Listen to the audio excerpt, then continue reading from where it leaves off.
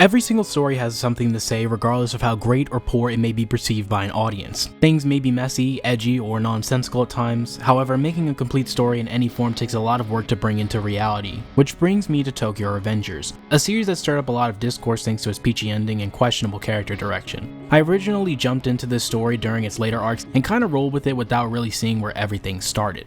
But again, with some comments I'd seen about the final arc, I decided it was time for me to see for myself if this story's ending was truly as bad as people thought, or if it was truly meant to be. And for that, I had to reread the entire series. Or read the actual entire series. Although I personally have my gripes with the story, I rather enjoyed Tokyo Revengers. I'll be analyzing each arc of this story for your viewing pleasure and my own. With that being said, let's get into the first arc of this story. Toman, a responsibility to your future.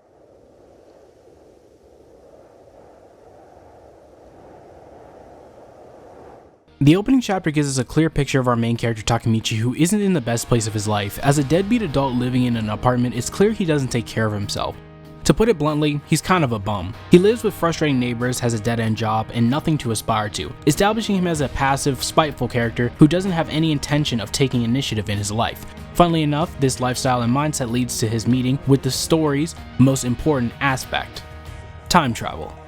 Time travel can be a bit of a mess in the grand scheme of things with how its mechanics work and multi-timeline shenanigans. Thankfully, Tokyo Revengers handles it pretty well by not explaining it at all, only the catalyst for how it happens. Without this exposition, more time is spent with Takemichi reflecting on his life and how it came to be what it is in the present. He was reluctant to stand out or demand agency within his own life, creating the passive person seen in Chapter 1. Given his moment of introspection and resolve to fulfill his promise to Naoto, one would think that he'd do all he could to accomplish it. Yet, at the first sign of difficulty, he runs away. Takemichi's goal is too hard to achieve because he lacks the resolve to endure the pain of pursuing it, something he has to come to terms with when he challenges Kiyomasa. Takemichi's struggle here is an active battle against his old self. He gets beaten and battered, but he can't give in because there is nowhere for him to run anymore. He has to stand and fight. He has to face down his future even if he might die, so he can't lose because of what that defeat entails. By developing this iron resolve, he actually receives a reward.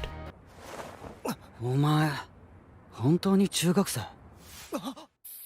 The introduction of Draken and Mikey sets up a hierarchy within the story. Their easy dispatch of Kiyomasa and everyone's reverence for them highlights this perfectly. Mikey's carefree nature doesn't command respect, but his actions do. His dominating presence is what controls people's respect for him, along with his insane physical ability. He easily beats Kiyomasa while being the same size as Takemichi, setting up a distinct contrast between the two of them. Everything around Mikey moves and happens because of him. He's the one in control of what comes and goes in his life, while Takemichi has existed within the influences of others like Kiyomasa and Hina. On his own, he's helpless until he's pushed into a situation where he must act. He stands up to both Draken and Mikey to save Hina and gets rewarded by getting closer to his goal. Through connecting with the two delinquents, he's able to grow himself and come across his second target, Kisaki. However, in doing so, he and Naoto find themselves with the results of messing with time.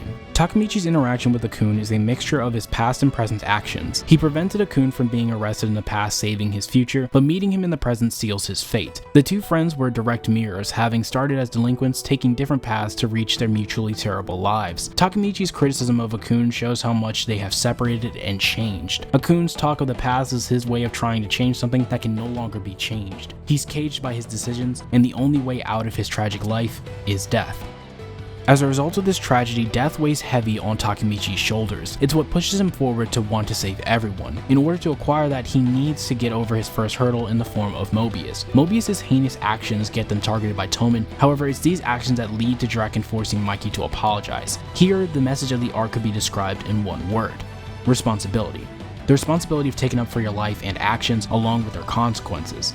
A concept well represented by Mikey and Takemichi, respectively. Takemichi runs from the difficulties of the promise he swore to see through. Mikey doesn't understand why he must apologize when he didn't do anything wrong. The difference between them is how they approach responsibility, playing to their separate weaknesses as characters. Takemichi resolved to change and grow as a person on his own in order to fully embrace the role he chose. On the other hand, Mikey needs Draken to be his compass for what he needs to take accountability for. This goes hand in hand with his descent in the present timeline after Draken dies. Both he and Takemichi operate on two different mindsets. One sees what he has to be responsible for, and the other lets someone else tell him what he has to be responsible for. These interactions in regard to this arc's central characters makes responsibility its key takeaway and theme to think about when reading.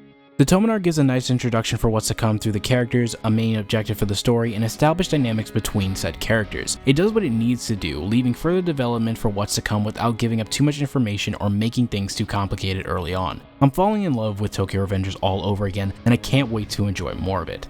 Next week won't be anything pertaining to Tokyo Revengers, unfortunately, but the week after will be, so please stay tuned for that. I'll be covering the Mobius arc. Take care of yourselves, and be sure to have yourselves a damn good one. I'll see you all next time.